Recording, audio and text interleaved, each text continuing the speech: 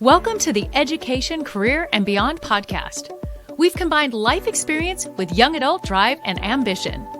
Are you just starting to college plan? Did you finish your education and wonder, now what? Join us in this lively discussion about the topics you need to know to create the next stage of your life's dreams, careers, finances, education, and more. Brought to you by Voice for Heroes 501c3. You know, we didn't even say who was going to say hello, so we just had this dead air here. I was looking to see, is Zed got it? Does Capri got it? Okay, it's me.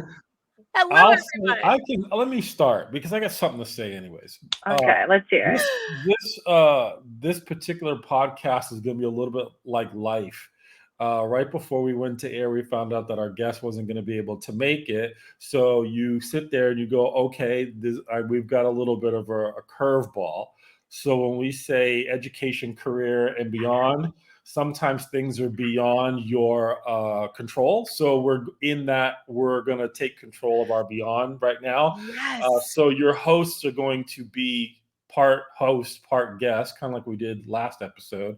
So I've got Amy, which is my role as top left, and I've got Capri, which is top right. I'm bottom by myself. So here we go. Here are your hosts talking about the reality of life and how things can change. Oh, thank you for doing that. That makes me, I just got moved. I loved it. We'll put the guest on the bottom so we can. Guest on the bottom. There we go. So you can look down on me. For those that are listening, we just moved around the video tiles just to confuse Ed. Yes, we're just moving our faces around. I always forget there's a visual component to this show. Yes. So what we're going to do is we're going to talk a little bit about, you have a plan and it goes a certain way. And occasionally there's some deviation, and sometimes you don't even know what to expect in the next step. So you kind of have to think it through. So we're going to touch on that a little bit. But what we're really going to talk about, which is the primary reason that we moved Capri down one tile southwest, is that we want to talk about the reality between planning for going to college, getting through your first year, and then what to do with your summer and what you're planning on doing with the second year. And before we get into that, I just want to tell you a couple things. Part of our dialogue was since most kids were 5 years old, they've been told they get the summer off, the summer off, the summer off, the summer off, and that keeps going. But in adult land, I miss that so much. Yeah, I miss nap time. I miss recess. I think they're giving nap time to the wrong people. Totally. Kindergarten's only like 4 hours. Like, I need a nap. Yeah, I'm with you on that. I could use a nap for sure. Use the snack too. Snack. Recess. Time to go out. I just think they teach us all wrong. Movement. It's a disappointment. It's a movement. We need to start a movement. We're Yes. I was just looking at something. It's like, who's that guy who's got the 4-minute work week or whatever? It's like we should have the 4-minute break in your day, recess, nap, and snack. Oh my goodness. Absolutely. That would be amazing. Yes. I think we're on to something. Yeah, we are. Yeah. So let's get into it. Capri, I want to just kind of start with expectations. If you go and you look back, and maybe it's kind of challenging to answer this question, but what to you is the significant breakthrough or moment in your first year in college that you did not expect, that's a little bit different than you thought it was going to be in your mind? That's a great question. I think that for me, expectations are something that I'm not sure if necessarily had trouble managing is the right thing to say, but I've just had to maybe put in a little more effort to make sure that my expectations aren't too high, or like oppositely, if my expectations are for myself are too low, then I don't perform as well as I would like to. So just kind of putting extra effort into making sure that my expectations are appropriate for what I'm going into. And so going into college, my really only thing was like, keep an open mind, keep a smile on your face, and just try and meet some new people. and I was under the assumption that like you wouldn't make that many friends that were like going to be your great friends. Like it was going or in the first like 2 weeks, like you're just everyone's meeting everyone. Like it's great to have those relationships and the connections and start to make your network grow bigger in a new place. But like it's okay if you don't find your best friend on the first day. And so I was like, okay, that's totally great. That's totally great. But then like month 3 was kind of starting to roll around and I hadn't entirely found my group of friends yet. And I was like, okay, like I have some good friends, but I feel like I don't quite fit in yet. And I think that it just, everything takes a lot longer than what you think it will be. So just give yourself the grace to kind of keep trying if it doesn't work out the first time, or like not every classmate that you enjoy their company, like maybe they have different interests than you outside of class. So that kind of took a little bit of thinking to figure out like, oh, like maybe I'm not, like maybe this friend is only for like class and we can work out with each other or whatnot. But yeah, that was, I think, definitely one of the biggest things. And also I didn't realize how much social activities impact your day to day and also like your well-being in general. So that's definitely something that kind of I found very interesting. Can you say more about that for the listener or the parent or the student who's gonna about ready to go through this process? Can you say more about your social activity and your balance and well-being? How do those, what do you mean by that? How does that all connect? Well, for me, I have learned that I am a person who does really well with routine and I need kind of structure. At the same time, not that whole routine can be entirely work.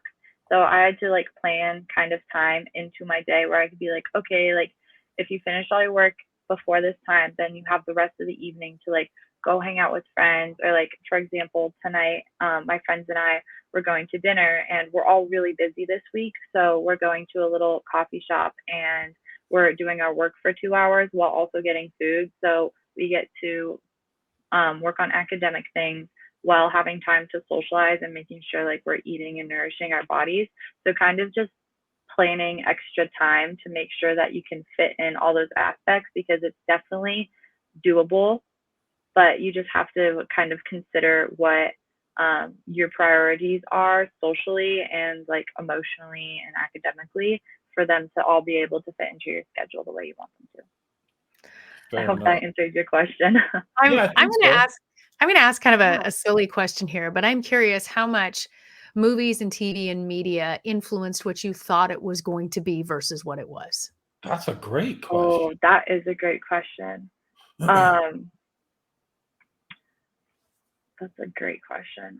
Okay, so you know in like college or movies about college where you always see like the people playing on the lawn and you're like, wow, like they look like they never do any schoolwork. That's how like the first week and a half of school was, and then it kind of felt like a little like, okay, here's this giant stack of work that you have to do next Sunday, and it was kind of like syllabus week was over, the beginning of school was over, and everything's just there. And so those expectations about how college was like supposed to be the best time of your life kind of went a little bit downhill because it was like, oh yeah, I actually am also here to do work. Um, but once you kind of get a hang of that, I think that it is what you make it. And if you like if you join, someone told me that you should have one activity or like one club for career development, one career for like socializing and having fun, and then one thing for exercise. And I think that if you do kind of all those things, then it will be pretty much like the little scene in the movies you always see where people are throwing their frisbees. Like my friends and I, we once a week we go out to this lawn and we just like throw a frisbee or football or whatever whenever it's warm. So can we go back over that one more time? So you said one thing that's career development, Yeah. one thing that's social, and then one hmm thing that's physical, right? Did I get that right? Yeah. Yeah. That's Now, good what advice. about personal development? That okay. I kind of thought about that as I was saying it. I think that maybe social. I think you should also have one for those too, because like now that I'm thinking about it, I definitely do. So I don't know. That one just skipped my mind, but yeah, Okay, good. I like it. yeah. All right. So at the time of this recording, I won't say things are slowing down, but I think you can see Not even the close. end of this academic year Yeah. coming soon. So Mhm. just how far are you out? So we're in the middle-ish of, we're a Mhm. little bit past, about a third of the way through April at this point. When do Yeah. you actually shut the joint down and head back Um, west? so this is my last. We call it like week 15 of classes. This is the last week of class, and then we have dead week next week, and then finals that first week in May. So I have 2 weeks minus a day until I'm done with everything. All right. Wow. So finals is like freaking out in the back of your mind. You're like, "Pff, whatever, I'm ready for that. I just want to get the heck out of here." Where are you at mentally and emotionally? Um, for one of my classes, I'm definitely freaking out. It's a little stressful. I am kind of in the opposite scenario of what I was in last semester, where I know that the final replaces my lowest test score. And last semester, I was like, great, as long as I don't get below 65 on this final, it will work out the way I want it to. But um, shocker, college, you will get a grade that is way lower than you want it to be, expect it to be, and have ever gotten in your first or second semester of college. Yes. That's going to happen. If you somehow are in like the 0.5% of people who that doesn't happen to you, that's great. However, in this particular class, it's chemistry. I've gotten the lowest grade that I've ever gotten on a test, and I need to get that test replaced. And so that one is definitely the most stressful of all my finals, but the rest My are daughter pretty Elisa had the easy. same thing with chemistry, and it Hmm. was that class and that grade that was the problem. Hey, Yep. chemistry, why are you messing with my people? What's up with Yeah. that? I don't know. It's difficult for no reason. And then you think you know everything, and then you get to lab, and they're like, yeah, so everything you thought you knew is actually wrong. And it's a little frustrating sometimes, but I think it'll turn out. But as far as the rest of my classes, like I've been keeping up with everything. Honestly, that's the biggest advice I can give. Like, make sure you're staying on top of your weekly workload, and it won't necessarily be super easy, like guaranteed that you won't have to do a bunch of studying, but you'll definitely be able to understand and conceptualize what you need to know. So for all my other classes, like that's where I am. Like, oh yeah, I still have some studying to do, but I'm feeling pretty comfortable that I know how I can achieve my goals. What was that mental process like for you as you realized, because I know I watched our daughter Elisa go through the same thing, because high Mm-hmm. school, I mean, her GPA, everything was perfect, right? Everything was perfect so she could get into this school and do the whole thing. For you to be at a place to go, it's okay if I didn't get the perfect grades. It's okay if I can get through this course, that this one was more of a struggle. To look at your, college GPA with a different mindset than you did your high school GPA. What was that mental process for you and acceptance? That one is really tough because for the first semester, I was like, it's okay. Like any kind of missteps that I took academically, I was kind of to some extent able to say like, oh, this is because it's my first time in college and these classes are just managed differently than they are in high school. And so I was a little bit able to attribute that misstep to being new and still adjusting to college. But now that it's second semester and I'm like, oh, like these are where I may have fell short last semester. This is what I can do to fix it. Kind of going in it with a growth mindset that I can learn from last semester, even if I've already only been here for one semester. Mhm. And then the other part of it is, um, I don't know. I feel like I'm still kind of struggling with that, especially because I know that I want to go. Well, I will be going to med school, so there's like it's not like my grades don't count. Whereas maybe if you um, were just like you weren't going to grad school or anything, you might feel less pressure to maintain like a 3.9 GPA, which is essentially like all A's and one A minus. And so I think just kind of being able to say, like, oh, even though I wasn't able to do this, this is what I can learn from this experience instead of beating yourself up over the mistake and making it again. Right. So, any thoughts? I want to get to the summer activities, but since we're on academics, any thoughts on how, if anything, you might do starting year two differently than year one, or is it just familiarity is just it's just going to be more comfortable? I do have a couple things as far as like studying go. Like I basically the way that I studied in the beginning of high school, I changed halfway through high school, and that has been working for me up until kind of this chemistry class. So just being okay with changing, like, oh, if it hasn't worked out halfway through the semester, clearly something needs to change. And so now that I've adjusted how I'm studying and spending my time on academics, it has become a little bit easier and more manageable, even though in some cases it does require more time. So just kind of being okay with changing from my original plans and trying something new. Because if you're already, just in general, if you're already doing poorly in a class and you're doing the same thing, like you might as well try something new because you're already doing poorly. Like it can't get worse than already doing poorly. It can only get better.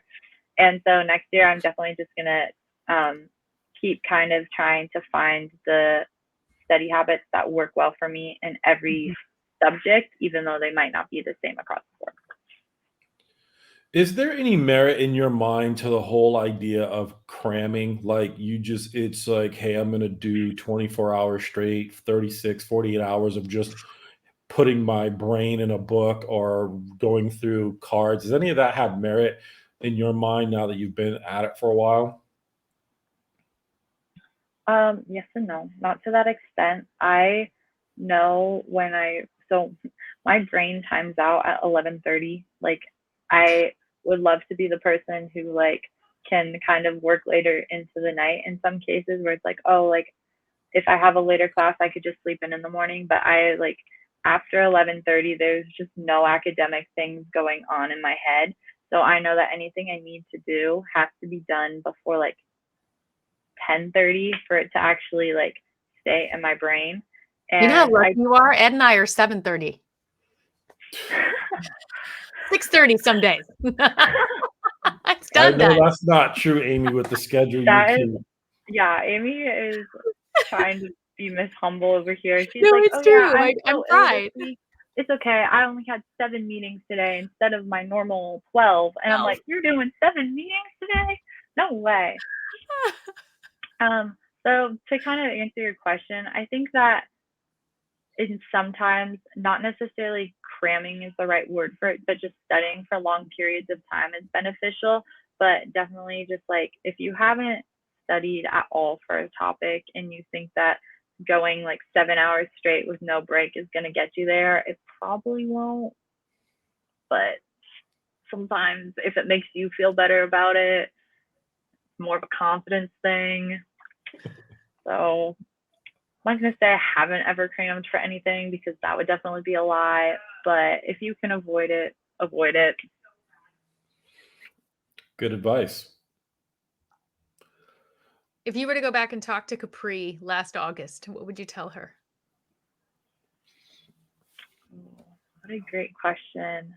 If I went back to start of freshman year college Capri, I think I would say that everything's going to turn out so much better than you planned it to be, and that any little bump in a road is just that, a bump in a road, not the final destination. And the last thing I would say is just keep making those connections because I think the first 2 weeks of the semester, both semesters have been like, oh, wow, I'm like so outgoing and blah, blah, blah. Then I kind of get into my routine, which is nice because I like being in a routine, but then I like notice kind of that I'm not making as many connections with maybe professors or like TAs or going to office hours and stuff. So kind of just keeping that same energy up throughout the semester, even though it's hard. Good. Nice. Thank you. Yeah. All right, Ed. Summer questions. Yeah, this is an Getting ready for summer. interesting topic for me because at the outset I mentioned that ever since we were 5 years old, the idea was you go to school, you get 2 months off, 10 weeks off, whatever, then you go back to school, and that has been outside of a few people that I know who've done year-round school, that's like the majority of my friends and people I know and the high school students I work with. So it's you talked about routine. So it's work, small break, work, small break. And I think as adults, we think that way, right? We get a couple, 3 weeks. Some of us get four more off during a year. So you work for a stretch and you get a break. But in academics, it's like work for 8, 9 months, 9 or 10 months, and then you get a longer break, which begs the question. Um, and I don't know if this has ever been different for you, Capri, but you talked about personal development, academic development, social development, physical stuff, all that. Do Mhm. you look at your summers the same exact way? Or is it I'm checking out and I just want to be with my friends and we're going to hang out at the beach and it's just good fun until I have to pack up and go back to school?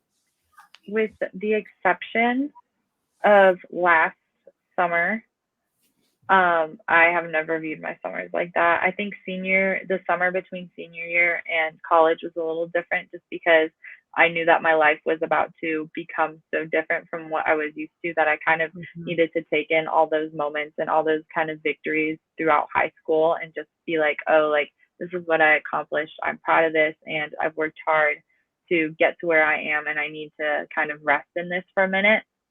Um, but generally, that was the first summer in like 5 years that I hadn't taken a summer class. So generally, Mm. I don't really take a break. I tried to fit in a summer class or two. The last, well, some summers I've had a job. This summer, I'm trying to figure that out because I am going to Missouri for a month. Well, yeah, about a month this summer to work at a summer camp, which I am so beyond excited for. That's And so work. that, yeah, I'm very excited. I'm going to have some time to do a lot of personal development and kind of be able to build on my leadership skills a lot, which I'm really excited to, even though it doesn't necessarily pertain to the career that I want in the future. Um, I'll be able to do kind of everything except the career oriented development. But I have a good like 5 weeks before that, and then about 5 weeks after as well. So I'm trying to figure out how to best spend my time there. Got it. It sounds to me that that is a conscious thought. Like it's not that does not happen by accident. When did you start planning out what how you're going to divide up and measure your time off in the summer? From time off, and I use that from Mhm. college, not necessarily from life. Yeah. Um, I have been thinking about how I was going to spend my summer since, well, Purdue is they have a lot of opportunities in the beginning of fall semester for people to get internships, and a majority of those were engineering oriented. Um, so I didn't really put super much effort into trying to find an internship that was the whole summer. Whereas one of my friends, this is actually so great for her. She went to all these career fairs and she is going to be working as a bridge inspector the whole summer and she wants to be a civil engineer. So it's like the perfect Whoa. deal. Yeah. She's That's very huge. excited about that. Whereas for me personally, I have been wanting to work at one of these summer camps for the last 2 years. And this summer was like my kind of last opportunity where I was like, okay, I know that the following summers I probably will have an internship or summer long job where I won't be able to take off that much time. So I need to, if I want to um, work at the summer camp, which I wanted to, I need to make it a priority for this summer.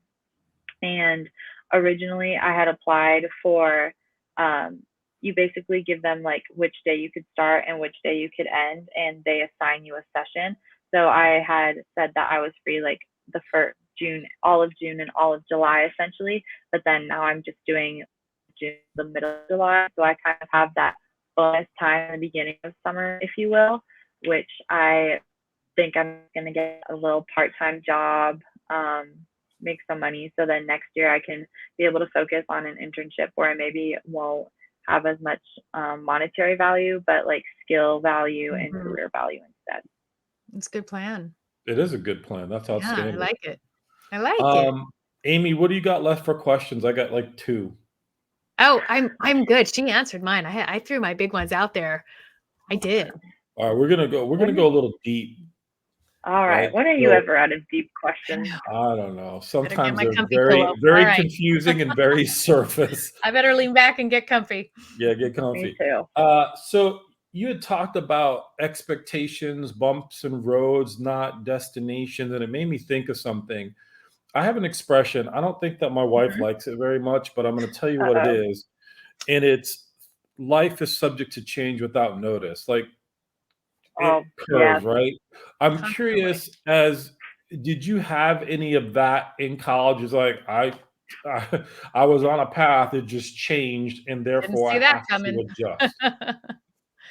Um, I would say no. There's been like a couple small things where it's like, oh, I'll use the example of rushing for a sorority. I thought that I really wanted that. I was like, wow, this is going to be so great. I will get to meet a ton of new people because honestly, that was one of the things that I was most concerned about going into college because I also know that if I don't have a strong community or a strong sense of belonging, then I won't feel inclined to participate and kind of um, be involved in the community. And I just think that's important for my well being. It's fun. Like, I don't see any downsides of being heavily invested in the community that you're in. So I was like, oh, this is a great way for me to do this. Well, it got to the end of the process and I got a bid and I needed to decide if I actually wanted to follow through with it or take like a different path. And I did decide to take a different path. And I just been thinking a lot about that lately. Like, oh, like if I decided to do this, like I would have had a bunch of other opportunities. And just because I had other opportunities that presented themselves, if they don't and they're different, doesn't necessarily mean that one is better than the other. Mm, That's a really good way of looking at it. I think Yeah. the other side of that is if you make a decision not to do one thing versus another thing is probably try Hmm. not to dwell on that. Yeah. You can't really dwell on the what if. You've made the decision, so move forward. Which kind of Yeah. leads me to my last question, which is about expectations. Um, I think you had commented about how expectations have changed, and so Hmm. this one is not one of my favorite quotes, but I will tell Uh-oh. you what it is. It's like, if I have low expectations, I'll never be disappointed. I stole that from a movie. It was a joke, but I kind of held on to it. How do you measure yourself in terms of where you are? Do you try to keep uh, i- low expectations, high expectations, somewhere in the middle? How would you say you would qualify the way you look at Mhm. opportunities and expectations? I think I said this a little bit in the beginning or like just touched on it a bit, but if I say for myself, oh, like if I don't have high enough expectations, I will not perform. So I know that I need to have high expectations for myself in order for me to be able to achieve the things that I want to. And I think that kind of goes a little bit with prioritizing because if I say, oh, like on this test, it's okay if like if I don't get 100, like I'll be fine with a 70 because I know that my grade isn't impacted that much by me not performing as well. So then that leads me to be like, oh, a 70 is okay. I don't need to put as much effort into it. I don't need to study as much. I don't need to do this, this, and this. And then I end up getting a 70, even though I know I'm much more capable of, or I'm very capable of getting a higher grade. And then I'm sad that I got a 70 because I know that I'm capable of more. mm, Versus if on the flip side, if I say, oh, I need to get 100 on this test, even though like in the grand scheme of things or like in my grade overall, if I get an 80, like I will still have an A in the class and I will still be very comfortable with in like performing well and all that. I also don't think that I can set super high expectations because then that just puts too much pressure and kind of makes me feel really stressed. So kind of just like mid upper level where it's like, okay, I know I'm capable of doing this. I need to continue to push myself so that I can actually achieve what I know I'm capable of, but not to the point where if I'm putting that much pressure on myself, it stresses me out and it's like starting to be kind of a more negative mhm. thing when I don't meet those goals. Right. Great answer. So, Amy, same question to you, particularly when you're coaching up professionals. what do you do in terms of expectations with them, how they measure them? Do you make them write them down or you suggest that? Talk to me about that low, medium, high expectation question that I asked Capri. Because I do so much personal development, there's a little bit of, that different spin that goes with that. But I was actually just saying this to a client today. I'm going to bring you way up here. I'm going to bring you as far as I think I can push you to be. And you're going to feel uncomfortable. You're going to feel like cartoonish. You're going to say, this is not me, because I know I want to see what your range is. Yeah. I'm watching and studying you, and I can see where your normal is. This is what you do in normal. I want to see where the range is. How far can I push you? Because I know once I'm not here, you're going to bring it right back down to a middle. Well, right now you're down here. Yeah. Right now your middle is here. So if I get you here, this is awesome. But I'm going to push you all the way up to see where we can find your middle. So for me, I really like to push somebody as far as I think they can go. Yeah. That's a great answer. Mhm. Go ahead, Capri. You going to say something? I just thought of this sign. So RII, she's super nice. She has these inspirational quotes like all over the bathroom in our hallways. And the one that you just made me think of was setting the bar higher or lower. There's this one from The Office, and it says the only time I set the bar too low is for limbo. And I feel like honestly, like that's such a mindset to have, Yes. because the higher, in most cases, the higher that you set the bar, the more you'll strive to reach it, and then Yes. you can accomplish more if you have higher expectations. Yes. And then if you do drop in, like, oh, this is still pretty great. The Yeah. drop in point is still really great and more than you probably thought you could do. Yeah. So I lied. I have one follow-up question, and then Amy, you can wrap it because it's about expectations combined with accountability. So Oh, Capri, do you use your quote unquote study group, that dinner you're talking about, where you've got 2 hours of work around other people, as a way to monitor and manage yourself? And I think Amy, same question in regards to, do you see that when there's an accountability component that's external to one's own measuring system, that people do better than not? Completely. yeah. Accountability is one of the big key components to any success. I'm sure Yep. Capri's going to say the same. 100% agree with you. Mhm. Got it. So back to another question. Because I think it's super important, right? So you Yeah. talked about you're going to go have dinner, and maybe the original thought was, I'm going to go have dinner, we're going to go hang out, but you Mhm. realize we got work to do too, so we're going to combine those things. So here's Mhm. my question: the four things that you talked about, personal, academic, physical, and what was the other one? Physical, academic, social, Social. Social.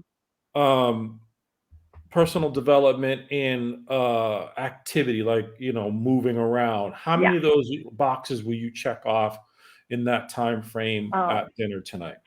well, probably I would say all four, but we are driving today because one of my dear friends has brought her car. So normally we walk to wherever we're going, which is like a mile. So we get the little physical, and then working on homework, academic, social, because we're all together.